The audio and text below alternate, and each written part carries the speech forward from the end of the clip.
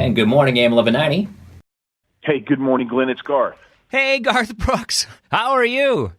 I am fine. I am late, which you know, and I apologize for it. Thanks for hanging with me. I don't know what you guys are doing up there, but this might be the craziest round of phoners I've ever had. Everyone is so excited. I'm fired up. Well, it's Garth Brooks coming to Saskatchewan. This is awesome. Hey, Man, this is fun. We were just up there in 16, up around that area, and just had a blast. So I'm a little taken back that it sounds like we've never got to come up there before. So this is going to be fun. That was the concert where you did another one and another one and another one and another one in Saskatoon. And everybody's saying, "What's this guy on?" We want some of that for sure. And then people were saying that, wow, I've never seen a crowd do that. I said, well, it's because they never sit down. They usually sit down and listen to music. I said, that crowd usually sits down because the way I remember it, we're there with our lives. So I'm excited to get to come back and get to play for those kind of people that take their music that seriously. This is going to be stupid fun. Oh, man. We are so excited. Garth, of course, performing August 10th, Mosaic Stadium, which is just an amazing venue, and we're excited for that. Tickets go on sale tomorrow, 10 o'clock sharp. Ticketmaster.ca/Garth Brooks. We have that information on our AM 1190 page, too. And, boy, you are right back in the saddle again. I want to talk a couple of things first. Dive Bar, you teamed up with another fellow we may all know, Blake Shelton, for this one, and it's going to be released pretty soon. Yeah, man. First of all, he's just stupid fun. You can't get around him without smiling all the time. He tells great stories. He's like old school country in this young kid's body kind of thing, and it's fun to get to be around him. We grew up about 40 miles away from each other, and it's funny we had to go through country music careers to actually meet each other. And he sang his butt off in this. He came in the studio, just Wranglers, and stepped up the mic and just killed it. And it was fun, man. I laughed the whole time we got the performance. So this is kind of like a summer anthem. It's called Dive Bar, and I think this might be one of those records that's just an instant Garth record. In fact, it's a fun album, isn't it? It is. The album kind of named itself because you're always trying to figure out where the format is. And in country music right now, this might be more spread out than any time I've ever seen country music. So you've got your newer country, you've got some classic country. You guys got guys like Luke Holmes, who plays new stuff, but he can also play Brooks and Dunn stuff really well. And you got the guys from Midland who play new stuff, but they do the retro 80s country sound too as well. So it's pretty much all over the map. And so we decided just to go in, have fun with no rules, and that's what we come out with. Now, Garth, in getting ready for the interview today, and we're so excited, and all of our listeners are so excited, I hope you don't mind. We threw out there and asked people to help with some questions, because, to be honest, I was a little nervous. Like millions of others, I'm an uber Garth fan since back in the day, and so I needed some help with this. Do you mind if we ask you some of these questions?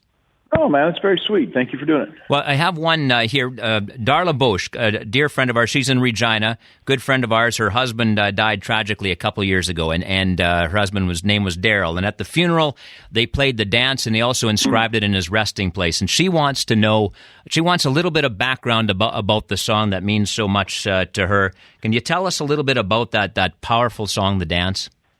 Yeah, man, and I don't know how to make it short, because the lyric itself talks about life itself.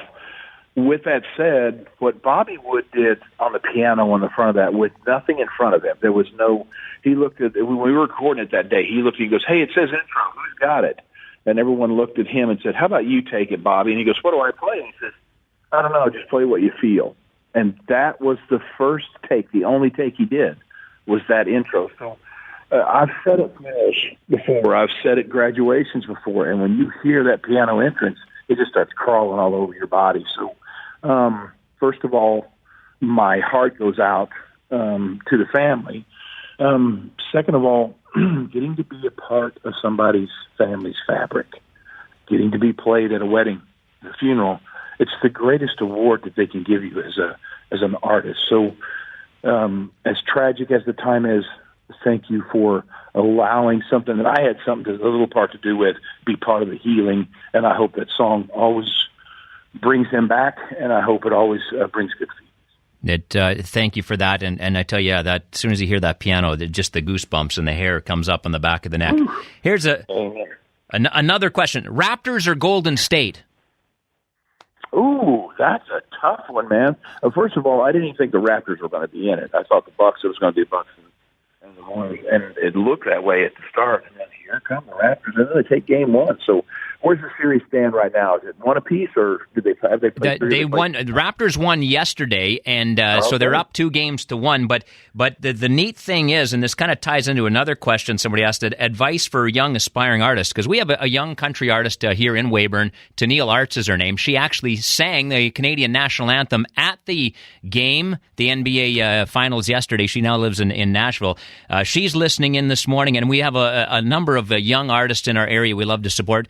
And I know some of them want to hear from you. A little bit of advice, if you don't mind. Well, first of all, if she sang the national anthem and they won, they're going to invite her back. The thing with sports, hockey teams, basketball teams, football teams, if you sing the anthem and they win, it's a guarantee ask back. So, first of all, congratulations.